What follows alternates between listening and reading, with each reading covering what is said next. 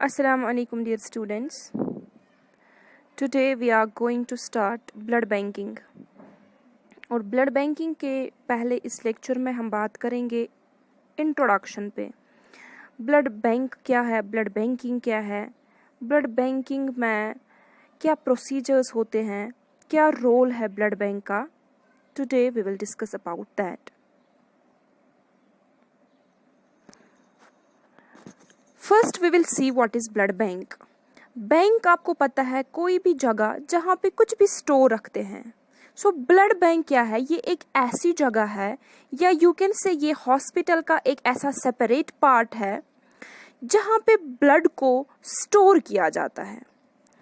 पहले हम ब्लड को कलेक्ट करते हैं फ्रॉम डोनर्स, डोनर्स से ब्लड कलेक्ट करते हैं, फिर ब्लड की टाइपिंग करते हैं, then we separate the blood into different components and then we store that blood. We store those blood components and keep them ready.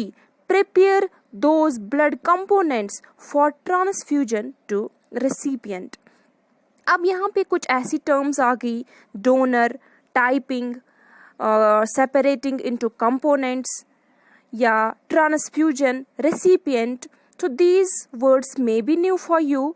आज के इस लेक्चर में हम इन्हीं वर्ड्स पे डिस्कस करेंगे। So first let us C what is a blood donor. Blood donor हम किसको कहेंगे?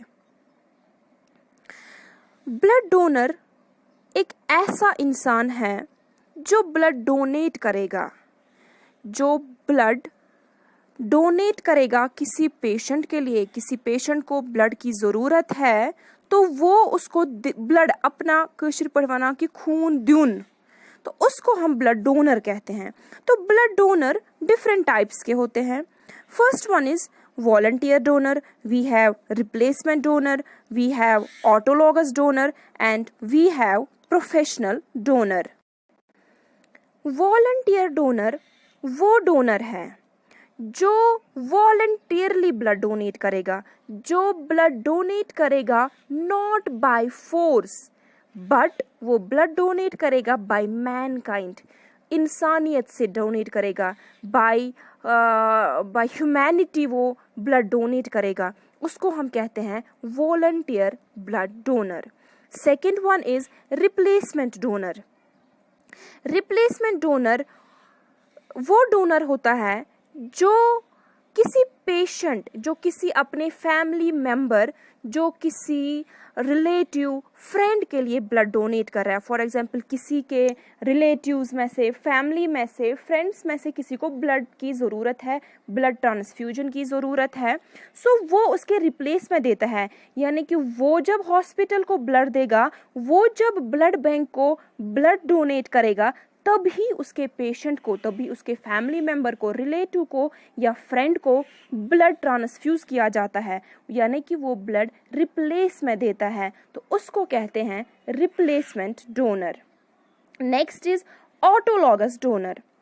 ऑटोलॉगस डोनर वो डोनर होता है जो अपने लिए ब्लड डोनेट करता है। फॉर एग्जाम्पल किसी पेशेंट की सर्जरी है, किसी पेशेंट को ब्लड ट्रांसफ्यूजन की ज़रूरत है, तो वो क्या करता है, सर्जरी से पहले, अगर उसको 3 महीने 4 महीने बाद सर्जरी है, तो वो पहले ही ब्लड बैंक में अपने लिए ब्लड पॉइंट स्टोर रखता है। वो जाता है हॉस्पिटल, वो ब्लड बैंक जाता है, कहता है कि मुझे जी 3 महीने 4 महीने के बाद ब्लड पॉइंट की ज़रूरत है, तो मैं आज ही डोनेट करके रखता हूँ, तो इसके रिप्लेस में मुझे आप तब ब्लड देंगे जब मुझे इसकी नीड होगी। तो इसको कहते हैं ऑटोलॉगस डोनर, यानी कि सेल्फ, वो अपने लिए डोनेट करता है blood. Next is professional donor. Professional donor उस डोनर को कहते हैं जो ब्लड डोनेट करता है लेकिन उसके चार्जेस लेता है। उसको कहते हैं, जिसका प्रोफेशन होता है डोनेट करना, सो उसको कहते हैं प्रोफेशनल डोनर। ब्लड डोनर को बहुत सारे फायदे हैं, यानी कि ब्लड डोनेट करने के बहुत सारे बेनिफिट्स हैं।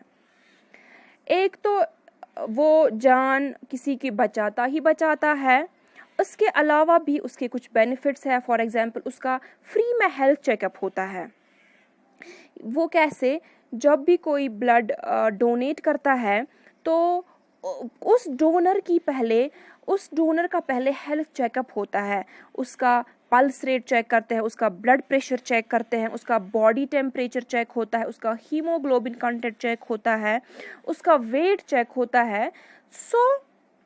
ताकि जो भी डोनेट करता है ब्लड, डोनेशन के लिए उस सिलेक्शन ऑफ डोनर के लिए हमारे पास कुछ क्राइटेरिया है। जब ही वो क्राइटेरिया वो फुलफिल करेगा तब जाके उसको परमिशन मिलती है डोनेशन के लिए, ब्लड डोनेट के लिए। डोनर का फ्री में हेल्थ चेकअप हो रहा है। उसके बाद जब वो ब्लड दे रहा है तो उसके ब्लड सैंपल पे बहुत सारे टेस्ट्स किए जाते हैं, बहुत सारी डिजीज़ेस डिटेक्ट करने के लिए उस पर टेस्ट्स किए जाते हैं, कहीं इसको कोई बीमारी तो नहीं है। फॉर एग्जांपल उसमें HIV, hepatitis B, hepatitis C, syphilis, वो सारे टेस्ट्स उस पर किए जाते हैं। वो भी उसका फ़ायदा कि उसको टेस्ट्स फ्री में हो रहे हैं। और एक फ़ायदा कि जो ब्लड डोनेट करता है उसको हार्ट डिजीज़ होने का रिस्क डिक्रीज हो जाता है। These are some of the benefits of blood donation. If you are healthy enough, you should donate blood. After every 4-5 months आपको हैबिट बनाना चाहिए ब्लड डोनेट करने का। कहा गया है कि रिसर्च की गई है कि एवरी 2 सेकेंड्स ब्लड की ज़रूरत पड़ती है, ब्लड ट्रांसफ्यूजन की ज़रूरत पड़ती है।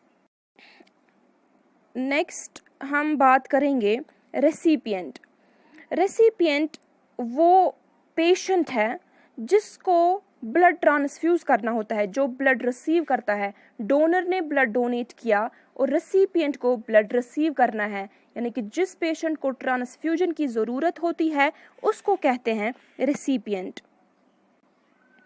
Next, why blood transfusion? Blood transfusion की ज़रूरत क्यों पड़ती है? किन लोगों को ब्लड ट्रांसफ्यूज करना पड़ता है? कौन लोग रिसीव करते हैं blood? Accident victims. For example किसी का एक्सीडेंट हो गया तो ब्लड लॉस बहुत हो गया तो उसको ब्लड ट्रांसफ्यूज करने की ज़रूरत है। And here in are disputed Kashmir, यहाँ पे आए दिन हालात ख़राब होते रहते हैं। तो यहाँ पे कहीं पैलेट इंजरी, कहीं बुलेट इंजरी, कहीं कोई और इंजरी, तो यहाँ पे हमें ब्लड की बहुत ज़्यादा ज़रूरत पड़ती है। इसलिए फिर से मैं कह रही हूँ, if you are healthy enough, you should make a habit of donating blood. Accident victims को ब्लड ट्रांसफ्यूजन की ज़रूरत पड़ती है, या वो लोग जिनको सर्जरी है उनको ब्लड ट्रांसफ्यूजन की ज़रूरत पड़ती है ड्यूरिंग डिलीवरी, या कोई और सर्जरी होगी, या पेशेंट्स जिनका ट्रीटमेंट चल रहा है कैंसर के लिए, फॉर एग्जांपल ल्यूकीमिया है, या कोई अदर डिसऑर्डर है, for example anaemia, sickle cell anaemia है, थैलेसीमिया है, तो उन सब कंडीशंस में ब्लड ट्रांसफ्यूजन की ज़रूरत पड़ती है। सेपरेशन ऑफ ब्लड, जैसे कि मैंने स्टार्टिंग में बात की कि ब्लड को फिर हम डिफरेंट कंपोनेंट्स में सेपरेट करते हैं। जो ही कोई डोनेट करता है ब्लड, होल ब्लड डोनेट करता है, ठीक है, यानी कि होल ब्लड जिसमें रेड ब्लड सेल्स होती हैं, white blood cells, platelets, plasma, तो उसको बोलते हैं होल ब्लड। तो जब एक डोनर ने ब्लड डोनेट किया, उसका जो ब्लड है, होल ब्लड है, उसको हम डिफरेंट कंपोनेंट्स में सेपरेट करते हैं। उसको रेड सेल्स अलग निकालते हैं, प्लाज्मा अलग निकालते हैं और प्लेटलेट्स अलग निकालते हैं। क्यों?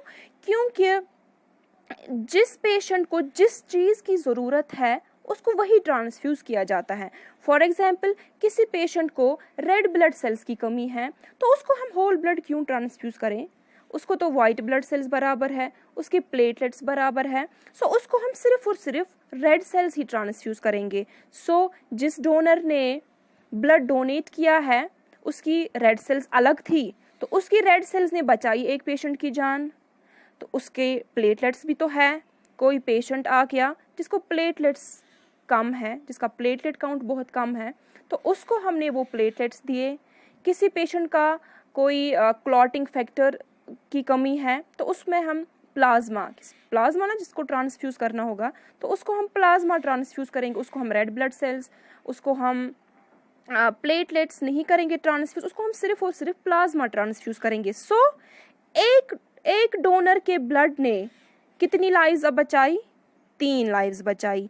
सो एक point of blood can save 3 lives. कहा जाता है we don't give life, you cannot give life to anyone but you can save a life। आप एक नहीं, आप 3 जिंदगियां बचा सकते हैं। आपका एक ब्लड पॉइंट 3 जिंदगियां बचा सकता है।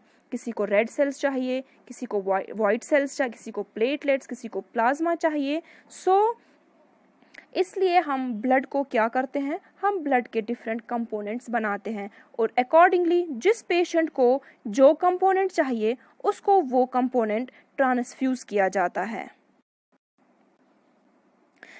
This is the blood bag.